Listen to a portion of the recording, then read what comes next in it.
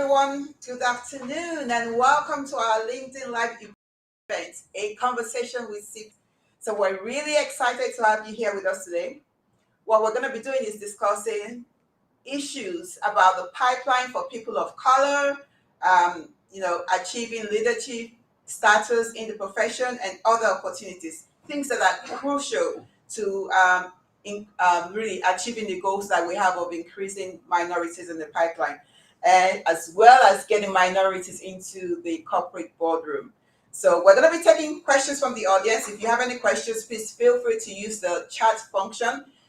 You can type your questions in there. And once again, thanks for joining us. So we're going to be speaking with two top-notch CPAs today, right? I'm going to be introducing them to you in a second. So first, my name is Orumé. I'm the founder and CEO of AICPA, a New York City certified minority-owned business.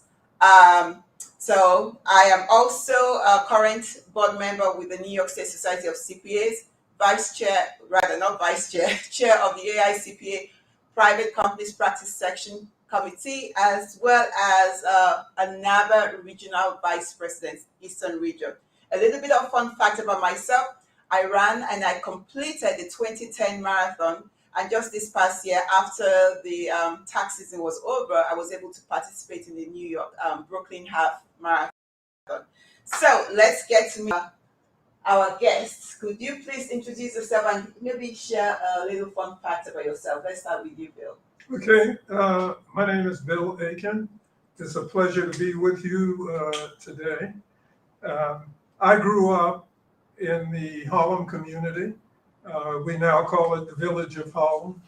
A marvelous area with marvelous people.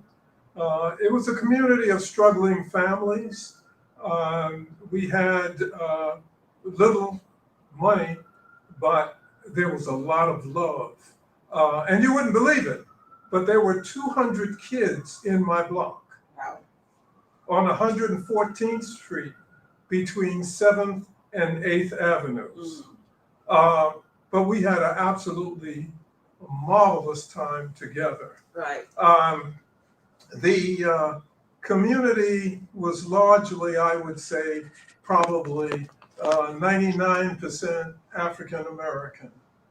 But from an economic standpoint, the bus driver was not Black.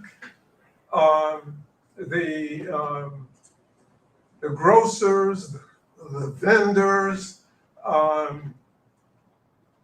none were African American. Yes. It was a community, though, full of love, and I'll say more later. Awesome. Thank you for that, Bill.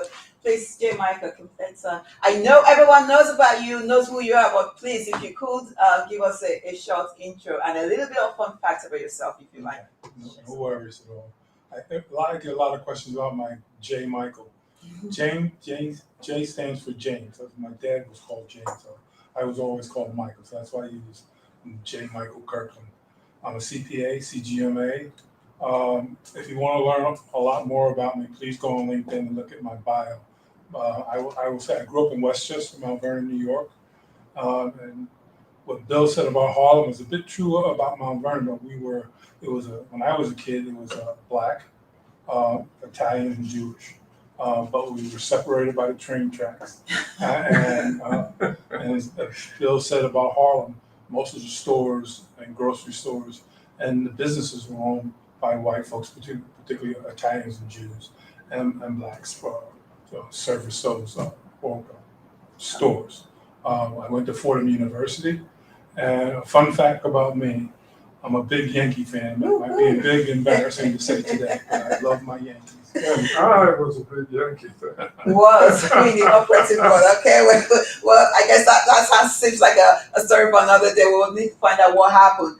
But I have to say, before we move on, that we are coming to you live from the New York State Society of CPAs 14 Wall Street location. This is a really actually a privilege, right? Part of the membership benefits of being a member of the society. So we thank the State Society for giving us this opportunity to use this conference room today. So let me take it up with you, J. Michael. Will you share with us, how did you get into the profession? Like, did you have accountants in your family? What was your inspiration? No accountants in my family. I often said to students, both in high school and college, I had absolutely no clue. I had never heard about a CPA. The closest thing to an accountant was the guy who ran maybe an insurance store who did taxes at tax time. And I really didn't know if he was an accountant or just an insurance broker doing taxes. So I had no clue. My first clue about accounting at all was in high school, my last year of high school, and I needed a fellow course to graduate. So we're going down through what was available, and the guidance counselor said, well, bookkeeping is available, why don't you take bookkeeping? I said, fine, give me enough credits, I'll take it. And by coincidence or luck or just that I love accounting, I opened maybe the first chapter and closed it, didn't open it again, and I got an A in the course. So you were natural. My teacher said, you should think about being an accountant. And I looked at him like he had two heads, and I said, accountant? I had, again, no clue what it was. So I graduated from high school, didn't know what I was going to do. My sister, a year younger than me, was accepted by Howard University. She went off to Howard. I'm still working with my dad in the garage. I'm like 22 years old now, trying to figure out what the hell am I going to do? Am I going to be a mechanic, a body fender guy? What am I going to do? And I guess it's God tapping me on the shoulder. Mm-hmm. Everything I tried, yes, didn't so much fail, but there was an obstacle. Yeah. And being Michael back then, I said, forget about it. I'm going to do something else. So the door was shut or be that wide open. I said, I'm going to try something else. And a friend of mine said, why don't you go to this program that the Catholic Church is running in Mount Vernon to help people decide what to do with their career. So they were able to get my high school transcript, and they sent it to them. So I went one evening, sat down across from a nun. She looked at my transcript, looked back at me, and she said, young man, do you realize what you have? And I said, no. When my grades came in, they were never a problem. I would just sign them, take them to school. My father really never looked at them. And so I'm out of high school. I said, no, I graduated. Yeah. She says, do you realize really what you have? And I said, no. And she wrapped me upside the head. Wow. And she said, do you realize you aced the Regents exam? Yeah. And you have a 4-year scholarship, $4,000 a year. Wow. Any school in this country you want. Oh my Oh I said, I just threw the papers in the drawer. Never looked at Can you imagine? it. Never looked at it. So she sat me and I said, Yes. what would you like to do? I said, again, no clue. I get another slap upside the head. And I said, what did you like when you were in high school? I said, well, I took a bookkeeping course and it was really easy. It came easy. She said, you're going to be an accountant. Wow. My hand to God. Someone, She said, let's apply to schools. I wanted to stay close to home. So we applied to Fordham University. I was accepted to Fordham, and that was my road to accounting. The hand of God, like Yeah. you said, that works well. Yeah. Things happen in mysterious ways. Bill, could you share with us your... Yeah, I too knew nothing about accounting.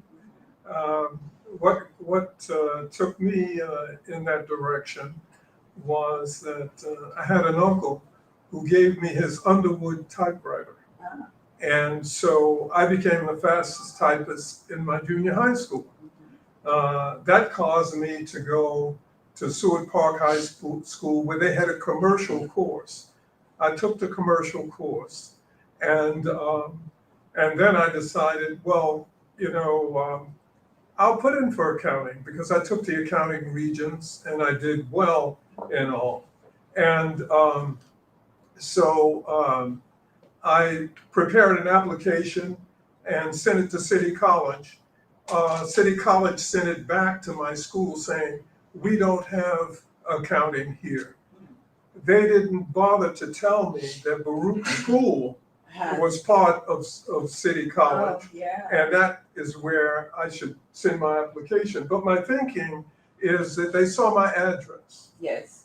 that my address was in Harlem. Yes. So they decided they weren't going to go out of their way to help me. Oh, interesting. And so I started as a typist for New York State. And I met some gentlemen on my job, some African Americans, who told me about Baruch College. And so as a result, I decided that I wanted to be an accountant. So after 18 months on the job, I decided to join the Marine Corps so that I could get the GI Bill. Yes. And when I went to Marine Corps, they sent me to finance school instead of the infantry, And so then when I got out of the Marine Corps, I went back to high school, took some algebra, and then decided to go to Baruch College. Wow. Okay. So interesting. So Baruch College. So you spoke about a little bit about the resistance that you got when you were trying to submit your application. Did you also encounter any roadblocks, like when you were starting up? And if so, how did you overcome those roadblocks early on in your career? When I graduated from Baruch, and by the way, Martin Luther King was the keynote speaker at my graduation. Really? It was up at the Coliseum near City College. And so what I did was I decided to try to get into some of the accounting firms. There were 8 major firms at that time. And the personnel office told me to take my resume and submit it to some of the big 8 firms. So in effect, what I did was I called the firms and I said, I passed 3 CPA exam, and so I would like very much submit my application to you. I did that, and they were very excited because I was halfway through my MBA. And so they invited me in, and it happened with 3 different firms. Right. They invited me in. However, they didn't know I was Black. And so when I arrived, the receptionists all became very nervous, and the managers that I saw were very nervous. One of them said to me, "Oh, I haven't passed the CPA exam at all myself, and you've passed 3 parts, and you're halfway through your MBA." But in each case, they turned me down. And so I said, I got to try a different approach because I'm using my vacation time to go on these interviews and I'm getting rejected. Right. So I decided that I would go to the National Urban League because they had a skills bank at that time. And they would possibly help you. So I went to the Urban League, but no one was there. But there was a mimeograph sheet there that said to you, when you come in, we want you to bring these things. So I put that in my envelope with my resume. And I was walking down Park Avenue and I said, 277 Park Avenue, one of the big firms, they're in there. So why don't you go to a phone, call them up and try your new approach. So I went to, then we had phone booths. So I went to the phone and I called and asked the woman, told them I was from Baruch. They told me to bring my resume. And so she said, come up. So I went up and I gave her my resume. And 2 days later, I got a call from the recruiter. And so I was excited. I went in and he introduced me to the personnel manager. And the personnel manager said, "There's one thing we don't understand." And I said, "Well, what is that?" He said, "The mimeograph sheet that was in the envelope with your resume." So in effect, the only reason I got hired was because that mimeograph sheet was in the envelope with my resume. And he feared turning me down because it was from the National Urban League. Really? Wow. Yeah. Can you believe that? That's insane. Oh, wow. So thanks for sharing that, Bill. J. Michael, so Bill just alluded to how he pass the CPA exam early on, and some of his colleagues did not pass the exam.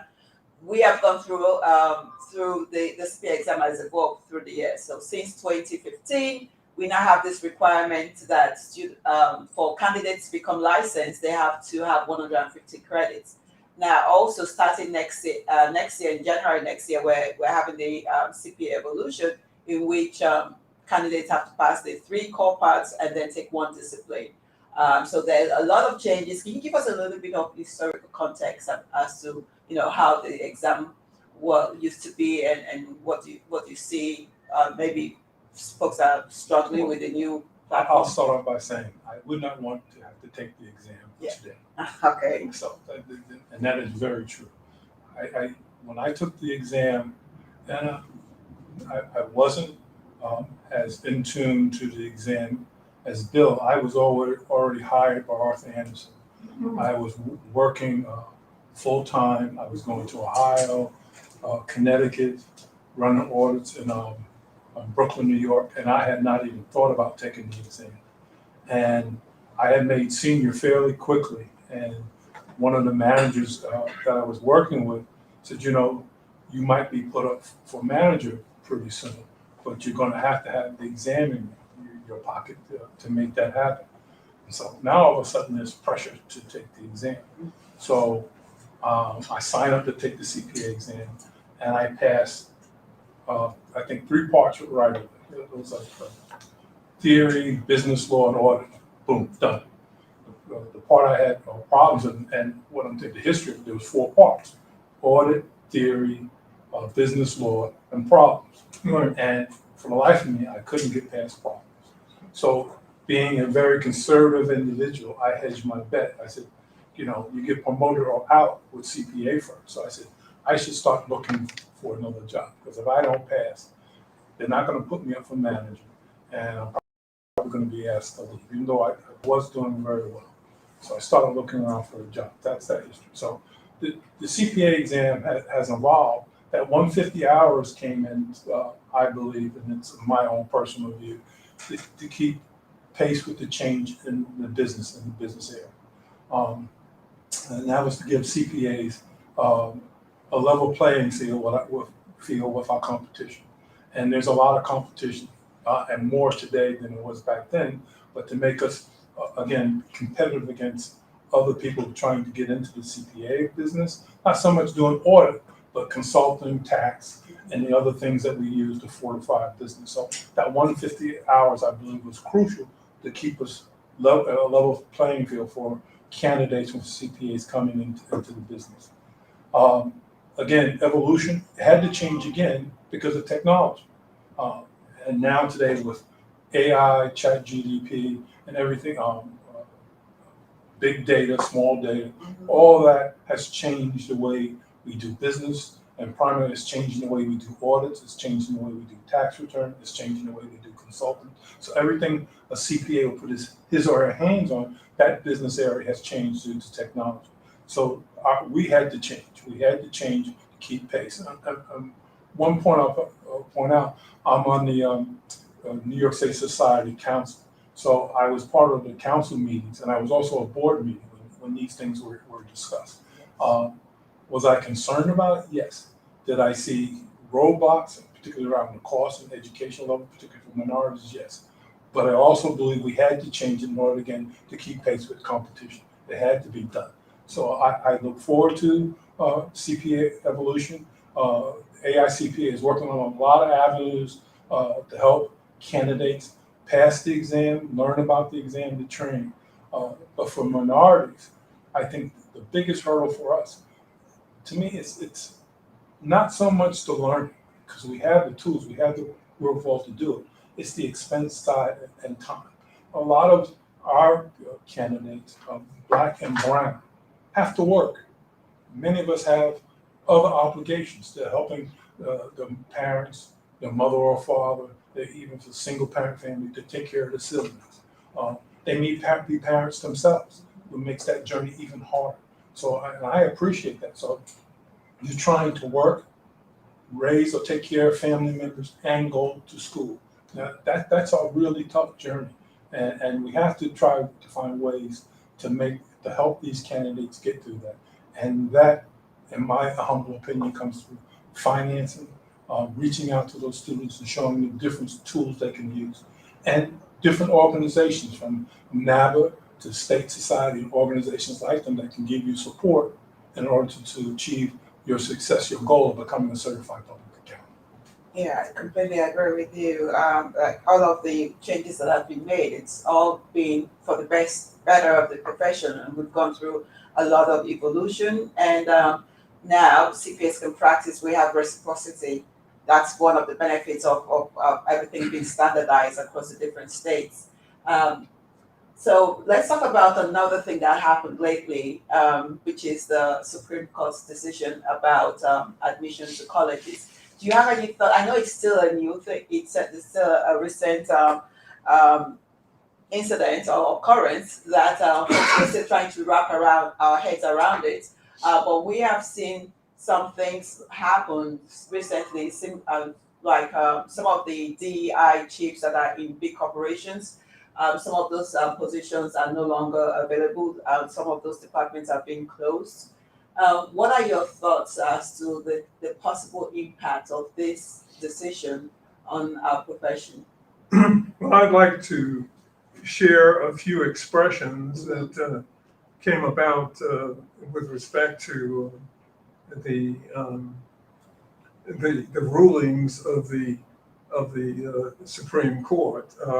They ruled that race consciousness admissions programs at Harvard and University of North Carolina were unlawful. They curtailed affirmative action at colleges and universities around the world. Now, you know, there was an expression by Justice Thomas, and it's rather interesting because he indicated that while I am painfully aware of the social and economic ravages which have befallen my race and all who suffer discrimination, I hold out enduring hope that this country will live up to its principles so clearly enunciated in the Declaration of Independence and the Constitution of the United States, that all men are created equal, are equal citizens, and must be treated equally before the law. Well, that's a nice expression, but you're in a position, he was in a position to help make some of that happen. Now, Justice Sotomayor, what she said was, today this court stands in the way and rolls back decades of precedent and momentous progress. It holds that race can no longer be used in a limited college admission effort to achieve such critical benefits. In so holding, the court cements a superficial rule of color blindness as a constitutional principle in an endemically segregated society where race has always mattered and continue to matter. And so you had both sides being expressed, and also Justice Jackson had excellent expressions as well. Yeah. Well, this touches home. When I became president of State Society, in my speech, I said I was standing on the shoulders of Burt Mitchell, the first African-American president of State Society, and Bill, and others like them. And that's true. The playing field for them was much different to mine. They were trying to get into the industry or CPA profession in the 60s. I arrived on the playing field in 1975. I don't have this as a fact, but it's my heartfelt belief. When I was interviewed by CPA firms, it was due to affirmative action. And I believe part of the hiring process took that into consideration. Did I stay because of that? No. My performance was, I will say, was excellent. But I was able to get my foot in the door because of affirmative action. That going away, that bias that existed then still exists today. And I want to particularly reinforce to everyone, college recruiters, high recruiters in big firms, D&I professionals, that unconscious bias or conscious bias has not changed. And particularly for Black and brown students or candidates to go into firms or students wanting to become CPAs, that again, that bias still exists. And you have to be conscious that it does exist. That's going to be a challenge for our students. It's absolutely going to be there. It's not only affecting college recruitment. You can see every day in the papers, it's affecting corporate America. Several of our states have challenged companies operating in the state saying they will sue them if they're using any affirmative action. So again, that's going to make hiring in corporations that much more difficult for Black and brown students. It's going to be a challenge. We have to be conscious of it. Our students, our candidates have to be smarter. They have to be aware when they walk in the door that that bias is there and there's nothing to stop that bias today. And because there's pressure on corporations to move away from affirmative action, it's going to be in corporations. Now, I said again, unconscious or conscious bias. But if you flip that coin on the other side, when you're sitting in front of a recruiter in college or for corporate America, I believe that bias is there. And for people doing those jobs, be aware in your own way you're doing it, that what you might do, you might feel that it's time to catch up. Is that person there because of their color? And I will tell you, when I joined Arthur Andersen, to this day, I thought it was an excellent firm.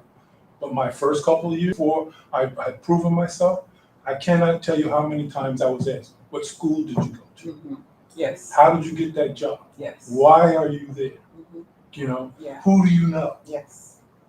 Yes. We know all of those things too. It absolutely does have an effect on your network, your connections. All of those things play a big role in your future achievements, the college you go to, and things of that nature. Yeah, I'd like to share with you that in the 60s, they weren't letting us in. Mm.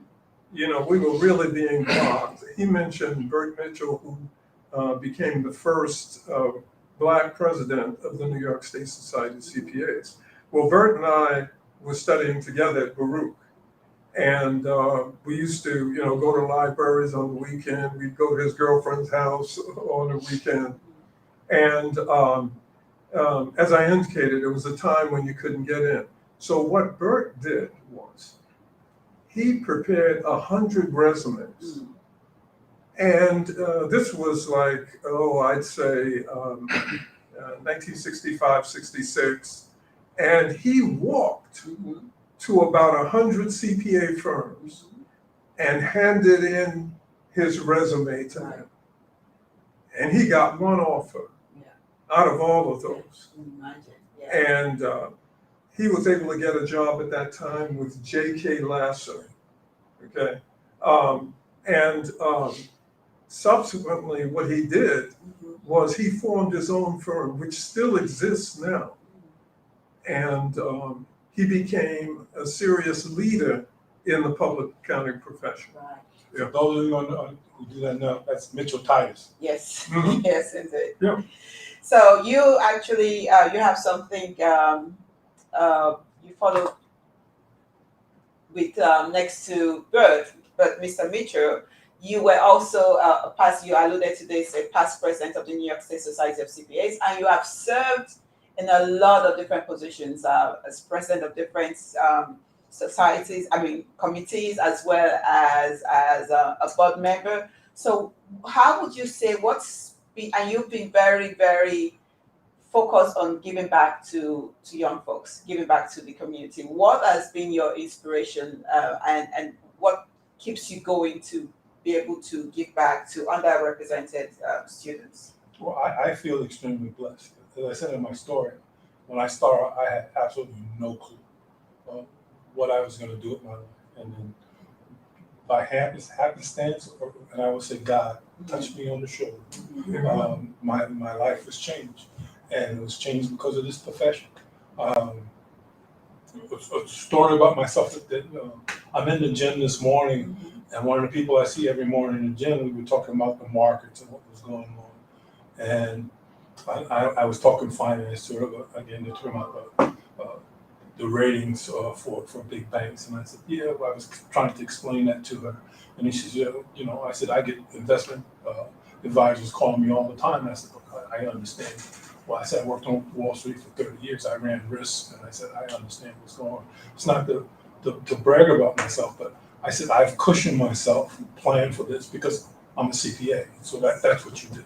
So, but if I screw up, that's my screw up. And that's always the way it's been. But I choose to do what I do because this is a wonderful profession.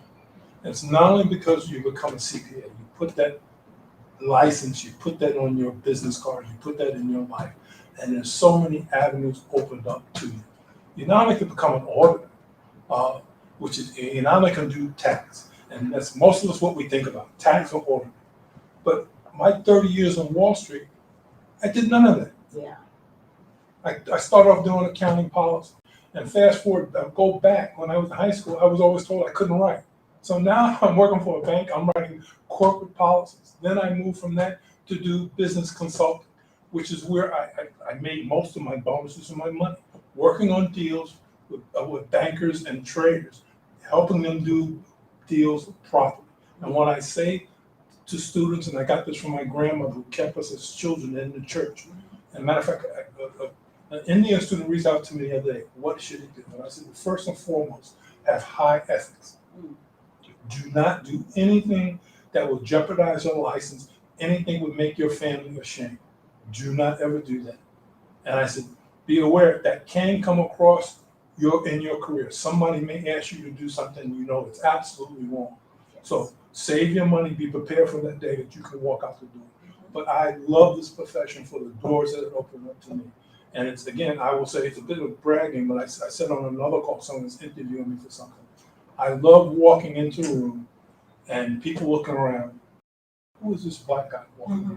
And then they hear me speak. Right. And I turn out to be the smartest SOB in that room. Because what did I do? I learned to sit there, I would read the contract, I would read the business deal. I go back and I research the business, and I would go back and apply the accounting to that, but the proper accounting. And I would say, again, you look at anything that's gone wrong in our profession, you go back and you research. The rule was there. The individuals who broke the rule, who didn't follow proper accounting, did not follow proper procedures, and most important, ethics. You know, our profession is an art, it's not a science. But if you look at what's in there, you know what's right or wrong. You know you should not be doing certain things. Yes. But money, that green, that dollar in front of you, say, oh, nobody's going to figure this out. Yes. Oh, I can push this boundary. Yes. You don't do that. It's But not again, worth it. Yes. I get back to the fact how blessed I am, how fortunate I am, and it's down to hard work, but again, it's because of the career path I have chosen. All right. That's interesting. You said hard work. So Bill, what would you say? What are some of the leadership traits that folks can have? What was tremendously helpful to me was you went to church every Sunday. I mean, there are options. It wasn't like, I don't want to go to church. No, you went to church on Sunday, and you were there all afternoon and sometimes late into the night. Right. Okay, but even when I went into the Marine Corps, there were certain ethical standards that the teachings that I got from that little church in Harlem that just lifted me tremendously. I think that that's how I left that mimeograph sheet in the envelope instead of saying, oh, let me take that out. You know, I feel like God beclouded my mind so that I wouldn't take that pamphlet out. And that's how I ended up getting that job. But also, a lot of people prayed for me. Okay, so so what happened? I got the job with Arthur Young. And then I talked some guys into joining me to start a firm. So we started a firm. And then we lost the contract. And I said, well, we can't let a lot of these people go. Right. The city has been asking me to join the administration. So what I'll do is I'll take 5 of them with me so that they won't have lost the job. And so then after 2 years, major firms came to me and said, hey, we'd like you to, become a partner in our firm. So I ended up being appointed a partner in the firm. We then merged some 7, 8 years later with another firm. And then I left because in mergers, the firm that has the least power is generally pushed out. So again, through friends and whatnot, I was blessed in that I became the first Black officer ever hired by the Long Island Railroad. And that was in 1990. I became Chief Financial Officer of Long Island Railroad. But then, and in a subsequent CFO position, I ran into ethical issues where the head wanted me to do certain things, and my whole thing was, no, I'm not doing that. Okay, I'm against that. And so those, even though I had to move on, those things kept me in good stead. That kind of guidance. Yeah.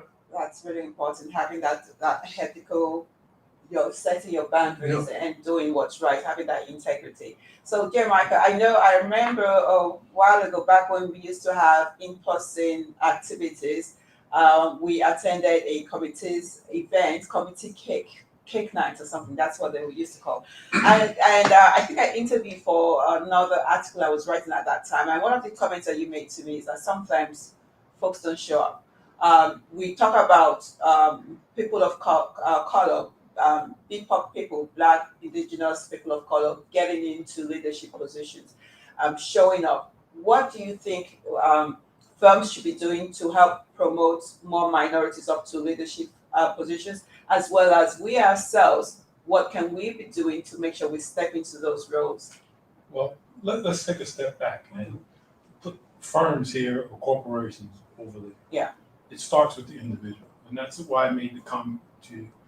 Often through my years, particularly AICPA, New York State Society, other events that I attended, and Barry Dahl, one of the guys I work with in New York State Society, often, I would always show up.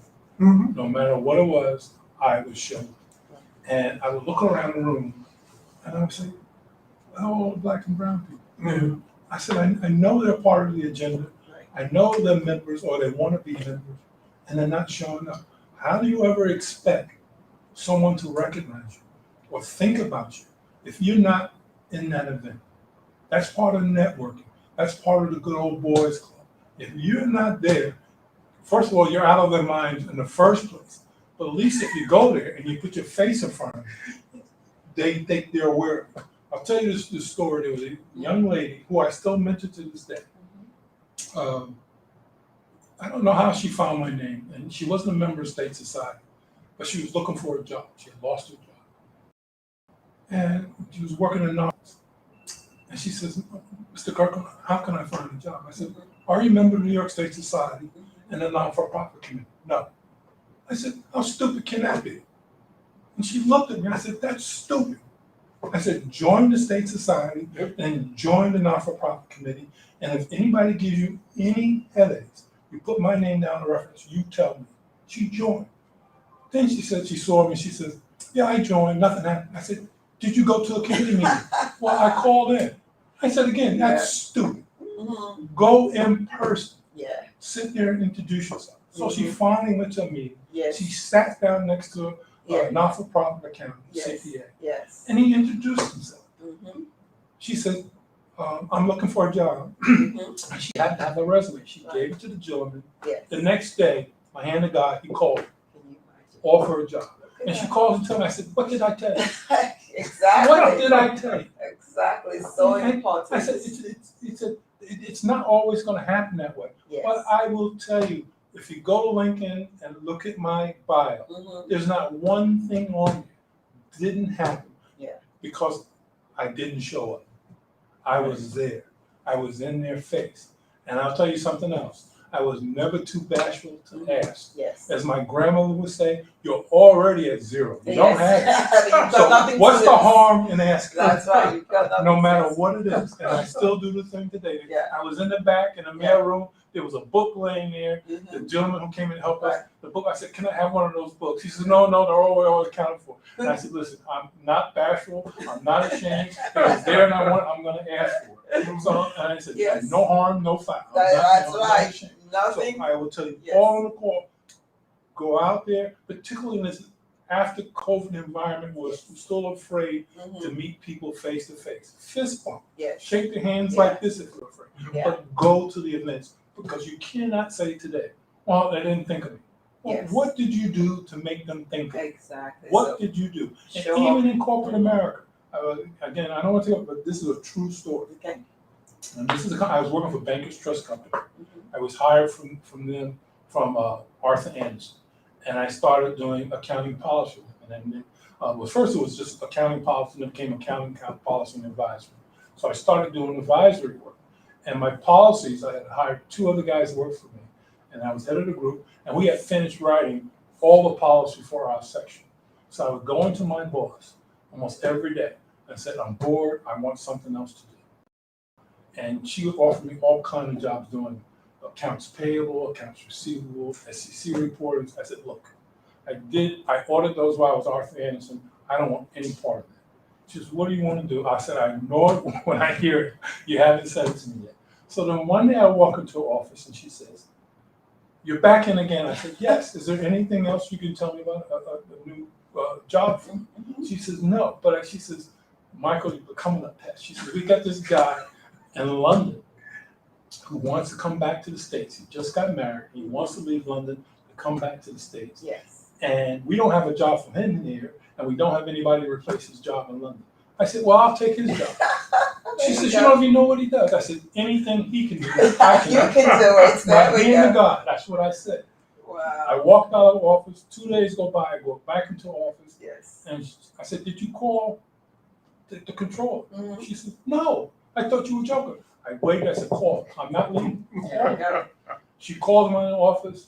He says, I'll get on a plane tonight. I'm coming over to interview Michael. What I didn't tell her was that 6 months earlier, we had gone to London, my first trip overseas. Right. And I had to give a speech in London, which I thought was going to be in a conference room like this. It turned out to be an auditorium, a theater. Wow. My knees were shaking. Oh my goodness. But I will tell you, one of the things from the State Society, I had been used to giving speeches here at the State Society. Yeah. So I was prepared. I had cards to Yes. remind myself of stuff. Yes. I gave the speech flawless. There we go. I sat down next to the controller. Over dinner, he says, would you ever consider moving to London to work for me? And I said, sure. And he didn't tell me what it was. I just said, sure. So I knew I had Yes. ace in the hole. Yes. He came to New York that night. The next day we went out to dinner. All we did was go out drinking. So back then you could do that. Yes. Hours in the morning. Yes. I'm out drinking with this guy. At the end, I said, do I have a job? He said, yes, of course. There we go. That's how That's I moved. it. It was a 3-year assignment. I Right. was there for 9 years. Yes. But again, certain things you have to keep in your pocket. You Yes. don't let everybody know your business. Yeah. You don't have to be pushy as I was. But if you see something you want to do, go after it. Particularly if you know you're prepared to do it. Yes. I agree very much with Yeah. that. I've had many experiences like that. Right. One of the experiences, we had a member called Benny King in the National Association of Black Accountants. He had his own firm in Maryland. And so he called me in 1973 and he said, I just became the first Black in the United States to be on the Public Accountancy Board in Maryland. And I said, really? He said, yeah. So I said, oh, that's interesting. Oh, I'll stay in touch. So I wrote to Governor Rockefeller and I asked him, are there any Blacks on your accountancy board? And would you welcome Blacks to serve on your accountancy board? Yeah. Now, the New York State Society of CPAs, that got people put on accountancy boards, but they never put up a black person. So Governor Rockefeller's office said, we'd be pleased to have you as chairman, as the president, national president of the National Association of Black Accountants. Send us, names of persons. We'd be pleased to put somebody on the accountancy board. So I was going to put, one of my friends on alone. My wife said to me, wait a minute, you're rocking the boat, okay? Yeah. So how is it you're not putting your Exactly. name up as well? Yes. So I said, okay, you make a good point. And so I submitted both of our names. Good. And so in 1974, I became the first Black appointed to the New York State Board for Public Accountancy. I was appointed by the Board of Regents to a 5-year term, and then 3 additional 5-year terms on the State Accountancy Board. Wonderful. Yes. How many of our Black and brown CPAs are aware that that's out there? Yeah. How aware that opportunity exists? Mm-hmm. That influences how we conduct the county in the state of New York. Right. That is a very influential body. Yes, it is. It is. It's so critical. So it's about showing up, becoming members, going out there, because we need folks to advocate on our behalf. And if you're not, if you don't have a sit at the table, then things are going to get. I'd like to mention one other thing. Yes, go ahead. The State Accountancy Board decided that they were going to put persons on the board who were not CPAs. Okay, that was a new concept. Right. And so I had 2 friends, a gentleman who was Hispanic and a young lady who was African American. And I put their names up, and they got appointed to the State Accountancy Board. Yeah. So it's, and I'm always, thinking about, people, their interests. My whole view is that I'm on this planet not just for myself. I'm on this planet to help make the lives of others better. So we are coming up. Thank you for sharing. This has been just so wonderful, really wonderful discussion. I'm really enjoying it. I hope our LinkedIn audience, you guys, we started a little late, so I hope you guys will hang in with us, and we might go just 5 minutes after the hour or so, 5 or 10 minutes. But I would like to give you, Bill, the chance to read from one of your poems. You have a published book, and I've had the privilege of reading all of the poems in there. They're all really good. It's very, very difficult for me to choose one. So let me see. I chose one of the ones you chose. Okay, so So I just wanted to say, could you show it? Yes. So this is the book. It's called Completely Compelling Joy: A Poetic Journey Through Life by William Aiken Sr. And it's on Amazon.com. It's on Amazon.com. So which one are you going to read? Please to tell us about it and share it with us. One of the poems that Orumé selected is called Managing Serenity. She selected about 5. And so I'd like to share this one with you. It's called Managing Serenity. Where is serenity found? Who knows the bounds of tranquility and where its sister peace is anchored? Do the heavens in all their glory offer a clue? Can mortals measure and appreciate the rapture of serenity should they find it in their lives? Why do so many find it elusive? Do we fail to allocate ample time to pursue it? Are our time values willfully misplaced? If so, why do we feel compelled to deny ourselves the rapture of serenity?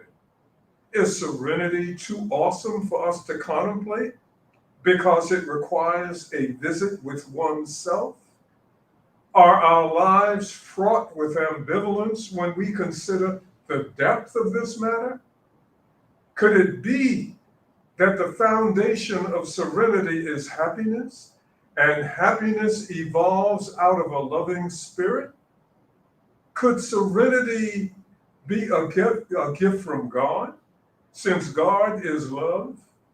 If we can approach and manage serenity, perhaps we will begin to embrace and love ourselves more. Managing serenity may be the linchpin of life. Wow, really, really fabulous. Thank you so much for sharing that, Bill. That's really wonderful. It's just, and I've been going to fix it, but thanks for sharing that. As we conclude, I want to also maybe share with us, J. Michael, I'll come to you, the importance of volunteering. Both of you have been long life volunteers and given a lot to the profession, and I know from my interactions with my colleagues, sometimes folks are concerned about, showing up at the workplace, right, doing their job and accelerating through the ranks. And so they think of volunteerism as taken away from that career path. What would you say to folks who are, the importance about, just talk to us about the importance of volunteering in a profession? I don't believe it takes away from your career path at all. It fortifies your career path. Serenity. What's love?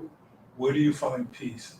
And where do you find, again, peace? I find it involved helping others. And it comes back to you tenfold. It is amazing how I think I do little things and I turn around, someone gives me a call and says, Michael, would you think about doing this? I'm on the American Arbitration Association board and foundation board. And almost every other day, the last 2 years, they called me up and asked me to do something else. But I got there by volunteering to do something else. And someone who was dropping off their accounts thought of me and gave me a call. Michael, would you mind if I put your name in? I'm interviewing at the moment for a school that helps minority students, particularly women, minority women, to move from high school to college. And they reached out to me. They saw something. I got an email through LinkedIn or a contact through LinkedIn. But I've had back and forth email conversations and one interview. I think they want to schedule another for Friday. I think the only thing that's going to hold it back is all the other things I do. So the other day I sent them a list of my schedule. I said, I've never, I won't say never, I had a few conflicts on my schedule. But if I could get your dates to make sure I won't have conflicts, I'd be more than willing to do this. Yeah. But I'm blessed in that way. And it's something I'd be more than willing to do to help young people to get through high school into university. I think my skill set of promoting our profession will be very useful there, but also how they can use those the skills they learned in high school to go into other areas. I see becoming a CPA or accounting will fortify everything they want to do in their life. Financial literacy, it's important to everything you want to do. So it's in a lot of ways you can say you can be selfish. Yes. And that selfishness will help you by volunteering, will help you do many other things. You'll be surprised if you work at a food kitchen or a food line, at your church, handing out food or clothing, donating. You'd be surprised one day who you might meet. Yes. Who will say, No "Oh, question. you're doing this. You're taking from your time to do this. Would you consider helping us out here or volunteer for this?" And that door, that volunteer door, will open you up maybe to a new career or something that will fortify you in your career. Yes. It's a new client. Yes. It's something you can bring to the table. And I'll say, a lot of us, one of the things I never had when I was working in banking, do you play golf? I do not. Never was interested in playing golf. Right. I played some basketball, I like baseball, I played some volleyball, never played golf. Right. But I do these things. Yes. Oh, really? Yes, what is that about? And if they don't want to volunteer, I was a great fundraiser. Give me some money. Here's the address, donate some money. Yes. Again, I'm not bashful. Yes. That's one thing you can't be when you're trying to fundraise. You can't That's be right. that, you can't be things. That's right. But it helps you. It really does. And again, God is very good. I mean, you think, oh, God, this is such, I got to get up, do this early in the morning, I leave, can't take lunch, or I gotta go from here at night and go to work. Yeah. You'd be surprised. You do good for others. Yes. That will come back to you again Always tenfold. doesn't And it? I'm here to testify. That's what happened. Yeah. You know, I agree wholeheartedly, Yes. and all of my life I've done that. Been in the choir, Mhm. been on the trustee board, Yes. and what my wife used to do Mhm. was that she would put together a young people's group of all ages. Yes. And we would go out to our friends who were doctors, pharmacists, all those various people, and we'd bring them in so that the children could see Yes. these professionals and inquire of them. Yes. And therefore, it gives them some thought about some things that they might want to do. And so, you know, I'm with you wholeheartedly. You know, recently my church asked me about being, you know, chairman of the board of trustees.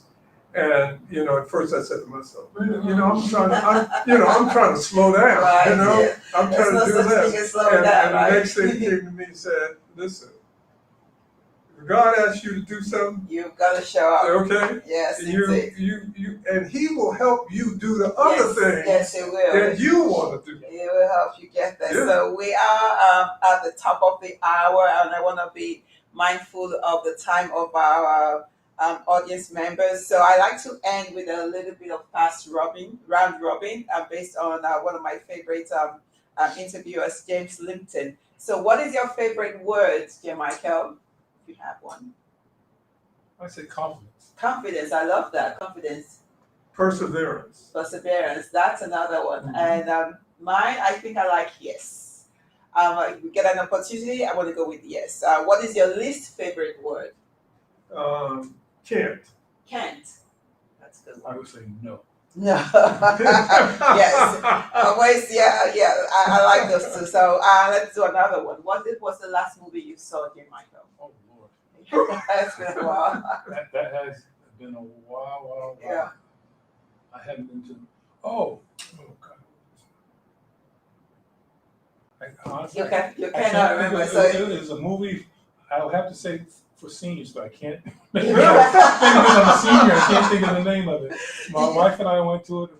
We went during senior time, so we get the discount. yes, you can't- earned the discount, so you should absolutely get it. What about you, Bill? Well, you know, I can't remember the name of the Yeah. last movie I saw, which was probably last week. Right. But my favorite movie Mhm. is a Western called Shane, Shane. Shane. Right. And that was with Alan Ladd.